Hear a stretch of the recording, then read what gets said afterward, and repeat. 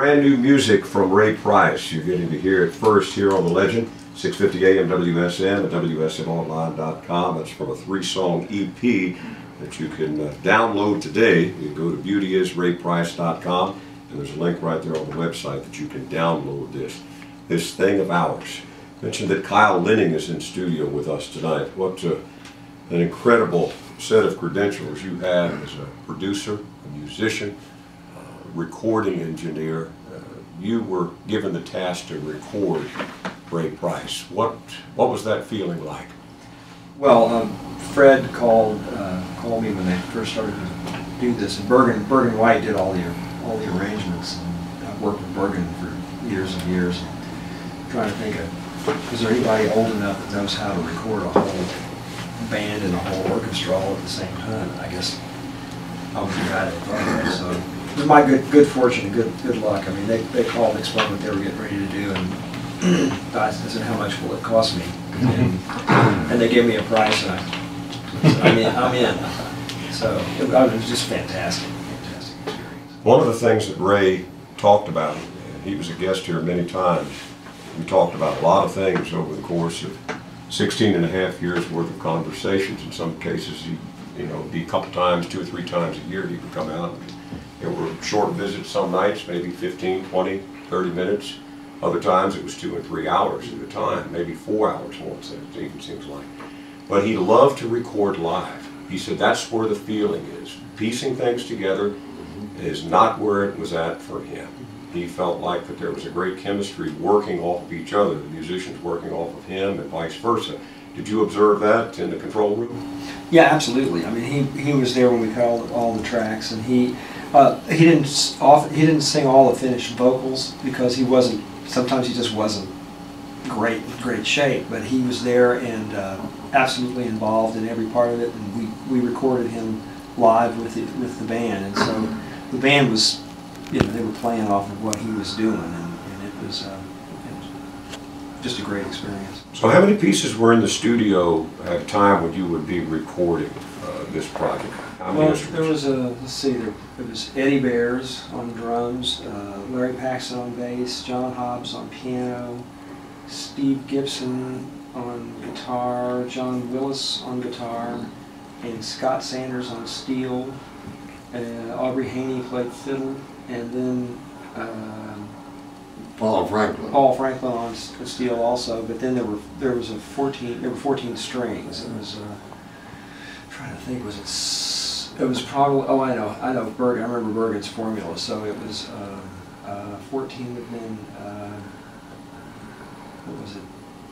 Would have been 2 cellos, 4 violas, and 8 violins. Correct. 842. Right. That's the formula. So, and Bergen wrote the charts, and it was the classic kind of recording where Fred would set a tempo, Bergen would count. He was conducting. He would count it off, and there was the record. How many takes would you typically do on a performance before you got what you wanted? Fred? 2 or 3, and sometimes I think we got 2 of the songs on 1 take. Yeah.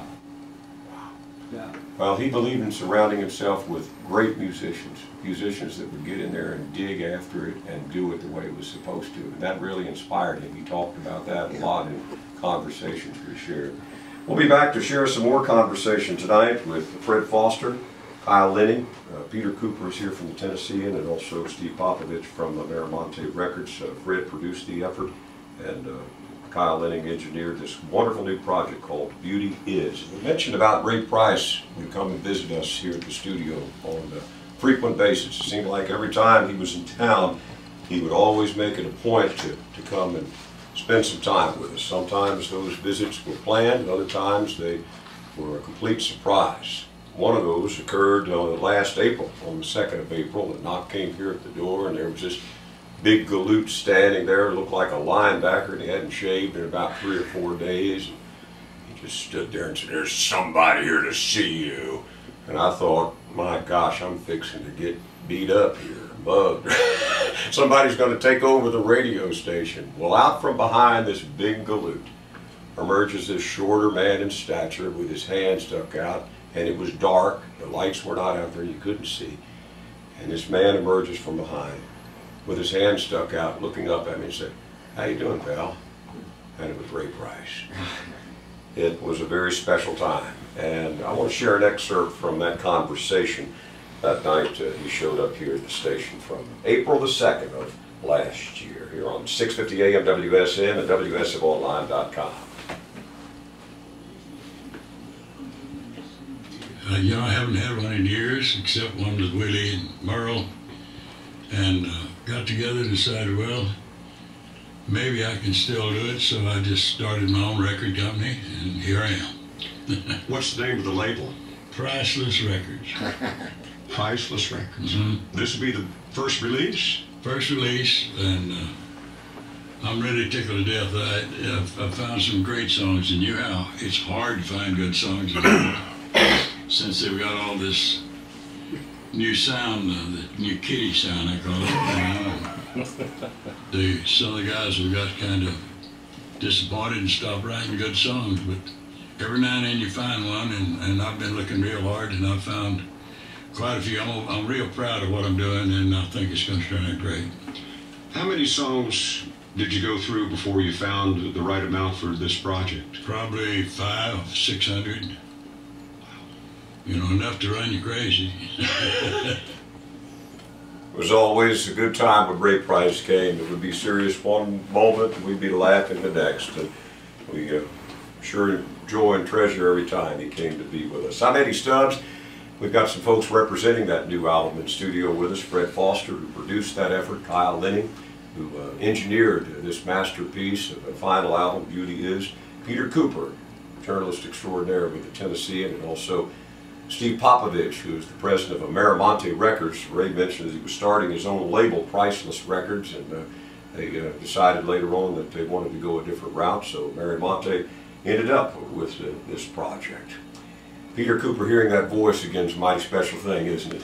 It's an amazing thing, and it's all about soul and feel. And when Kyle and Fred were talking about the sessions, you know, this new album that comes through, as it does on the classic records like City Lights and Crazy Arms, and I'm looking here in a Beer Family book that has sessionography, and he used to cut at night.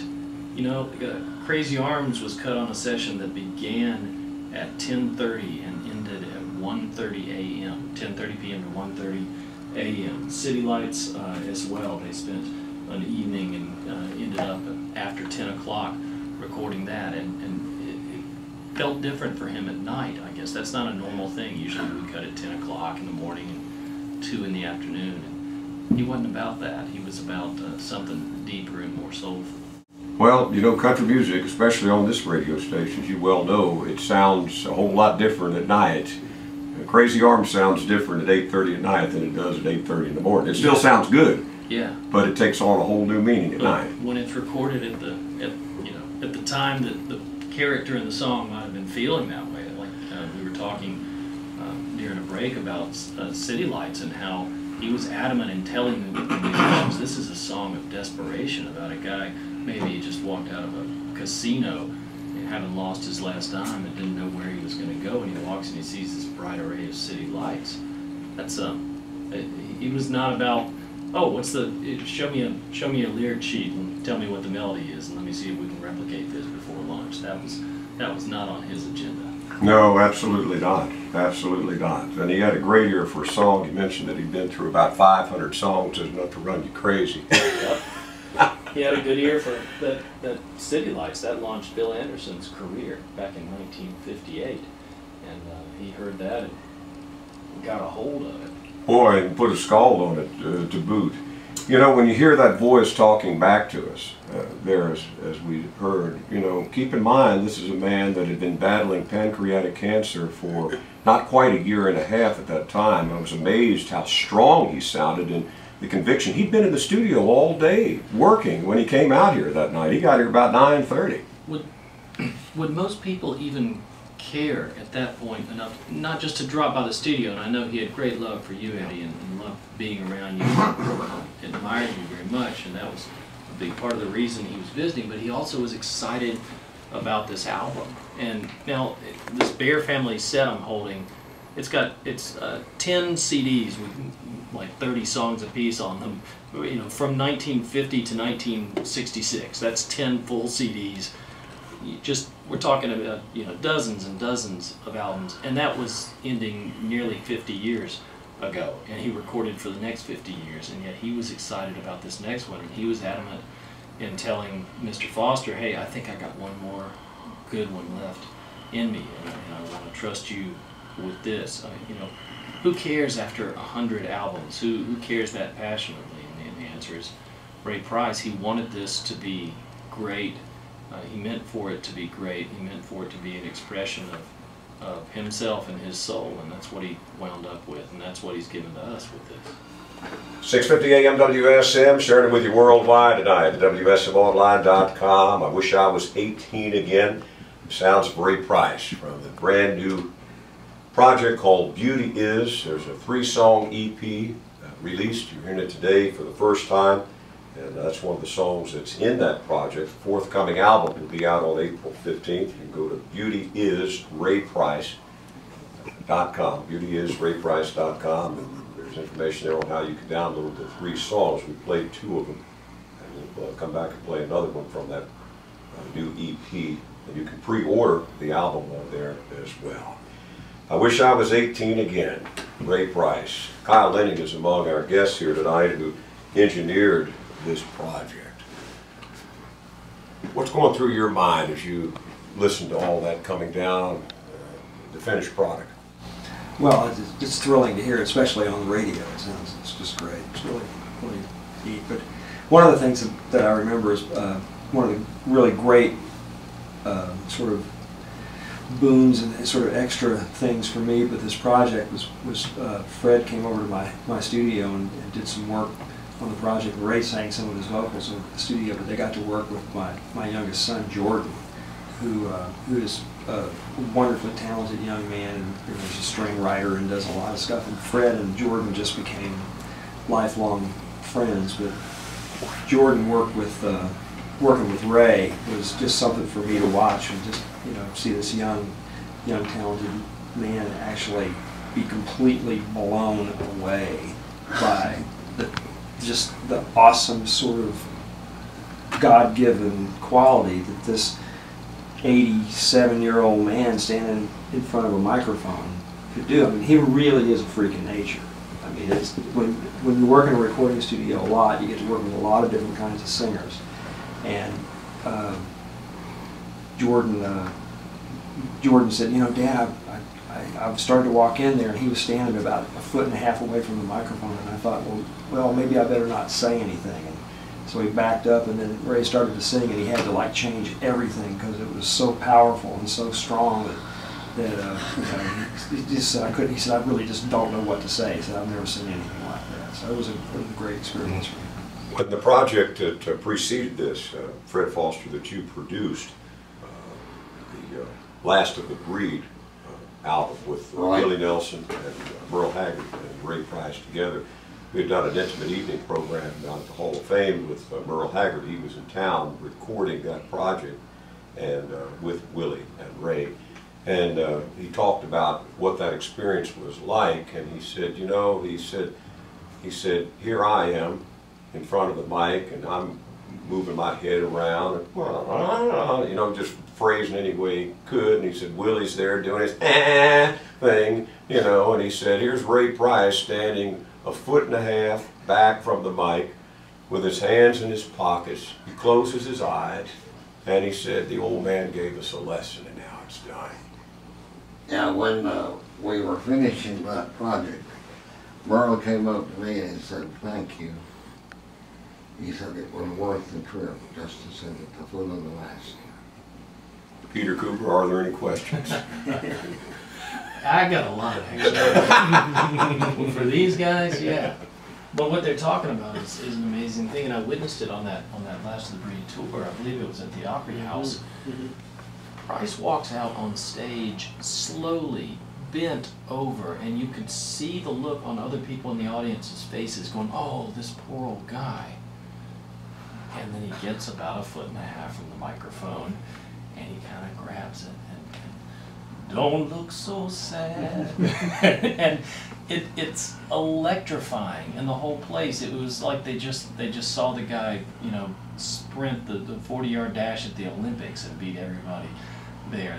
It just went from, oh, well, I guess we're seeing him in the autumn of his years, to, holy cow, he just scalded us. We're in December of '65. Phone rings 4 or 5 days before Christmas. Hollis, I found it. Found it in Wichita Falls last night. You need to come hear it.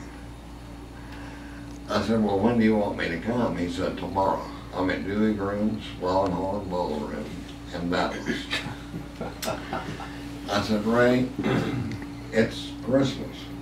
I haven't finished my shopping. And you're not exactly around the corner. He said, that doesn't matter, just come on. So I said, okay. Well, Dale Ward was a young artist I was working with at the time. He was from Oklahoma, and he practically worshipped Ray. And when he found out I was going, he said, I want to go with you. We get on the plane, and we ran into the worst storm I have ever been in an airplane. And I was pretty well convinced we're never going to make Dallas. It was rough. Anyway, we get to Dallas, we go to the ballroom. But if you had fainted in there, you could not have fallen. There was not room for a midget anyway. Honest, I've never seen a place that packed. A fire marshal came to the door and looked in and said, oh, well, I'm just going to pretend I didn't come by here. You like Ray Price too. Yeah. So he gets on stage and he's doing the act. The dance floor, people are sitting. So if they fainted, they couldn't have fallen over. It was unbelievable. Anyway, when he did Danny Boy, I looked out across all these faces, 35, 40-year-old people, down to teens. We had a lot of young fans too, you know. Tears just streaming down their face. A couple of people just weeping openly, you know, sobbing. I said, man, he has found it, I guess.